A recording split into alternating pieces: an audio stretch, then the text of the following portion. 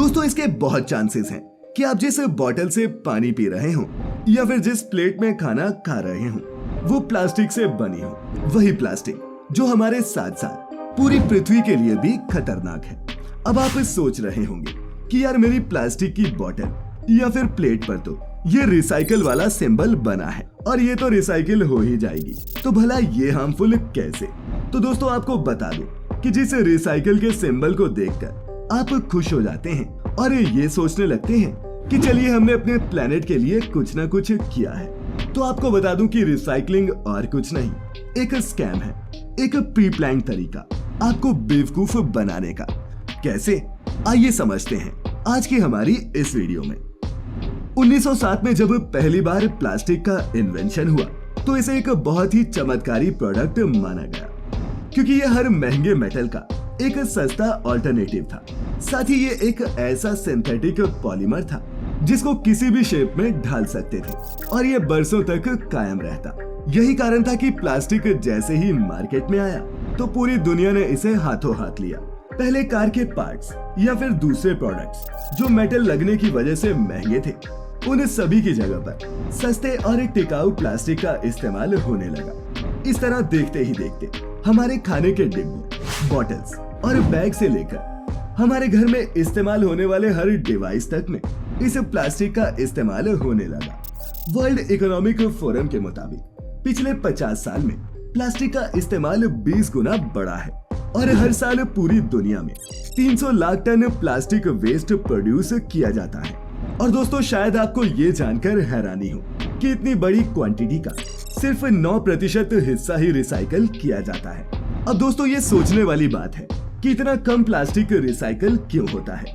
आजकल हम इतने अवेयर हो चुके हैं कि प्लास्टिक का सामान तभी खरीदते हैं जब उस पर वो 3 एरो वाला रिसाइकल का ये लोगो बना होता है। लेकिन दोस्तों इस लोगो के जरिए ही आपकी आंखों में धूल झोंकी जा रही है और ये धूल झोंकने का काम कर रही है वो प्लास्टिक कंपनीज जो किसी भी हाल में हमें और प्लास्टिक बेचना चाहती हैं। दरअसल प्लास्टिक लोगों की लाइफ का एक अहम हिस्सा बन चुका था और प्लास्टिक बनाने वाली कंपनीज या फिर इसका यूज करने वाली कंपनीज कम पैसों में मोटा मुनाफा कमा रही थी। लेकिन 22 अप्रैल 1980 के दिन पहली बार न्यूयॉर्क सिटी के लोगों ने इस प्लास्टिक पॉल्यूशन के खिलाफ अपनी आवाज उठाई और अब चूंकि अर्थ को पॉल्यूट करने में सबसे बड़ा हाथ प्लास्टिक का ही था तो प्लास्टिक कंपनीज के हाथ पांव फूल गए। ऐसे में लोगों की नजरों से बचने के लिए और उन्हें ये विश्वास दिलाने के लिए कि उनका प्लास्टिक दुनिया को गंदा नहीं करता, इस रिसाइकिल लोगो का इजाद किया गया, जिसका मतलब ये था कि जिस भी प्लास्टिक के सामान पर ये लोगो होगा उसे फिर से रिसाइकिल किया जाएगा। लेकिन दोस्तों सच्चाई तो ये है कि ये रिसाइकिल लोगो वाला भी हर प्लास्टिक रिसाइकिल नहीं हो सकता। दरअसल 1988 में SPI जो एक प्लास्टिक इंडस्ट्री ट्रेड एसोसिएशन है, इसने 7 रेजिन आइडेंटिफिकेशन कोड्स लॉन्च किए ताकि इससे ये पता लगाया जाए कि प्रोडक्ट में किस तरह के रेजिन का इस्तेमाल किया गया है। आप इन मार्क्स को किसी भी प्लास्टिक बॉटल या फिर किसी प्रोडक्ट के नीचे बना देख सकते हैं। और दोस्तों जब इस लोगो और रिसाइकलिंग के लोगो को आप कंपेयर करते हैं तो बहुत हद तक ये दोनों एक जैसे ही हैं। अब इन सेम निशानों वाले लोगो को लॉन्च करना कोई एक्सीडेंट नहीं था, बल्कि ये एक तरीका था पब्लिक को बेवकूफ बनाने का, ताकि वो हर लोगो लगे प्लास्टिक को रिसाइकिल वाला समझकर बिना किसी गिल्ट के और प्लास्टिक खरीदता रहे। तो क्या इसका मतलब ये है कि कोई भी प्लास्टिक रिसाइकिल नहीं होता? तो नहीं दोस्तों, ऐसा भी नहीं है। एक रिपोर्ट के मुताबिक हर साल जो 300 मिलियन टन प्लास्टिक हम प्रोड्यूस करते हैं उसमें से 10 मिलियन प्लास्टिक तो समुद्र में ही चला जाता है। और दोस्तों इस हिसाब से हर मिनट एक प्लास्टिक से भरा ट्रक कहीं ना कहीं ओशन में जरूर डाला जा रहा है। और रही बात रिसाइकिल होने की, तो इसमें से सिर्फ 9% प्लास्टिक ही रिसाइकिल होता है। रिसाइकलिंग रेट कम होने की एक वजह ये है कि प्लास्टिक को रिसाइकिल करना काफी महंगा है और बार बार रिसाइकिल करने से मटेरियल की क्वालिटी घटती जाती है। एक अंदाजे के मुताबिक 1 टन नए प्लास्टिक को रिसाइकिल करने में करीब 20 से 25 हजार रुपए का खर्च आता है। अब आप अंदाजा लगा सकते हैं कि लाखों मिलियन टन प्लास्टिक रिसाइकिल करने में कितना ज्यादा पैसा लगेगा।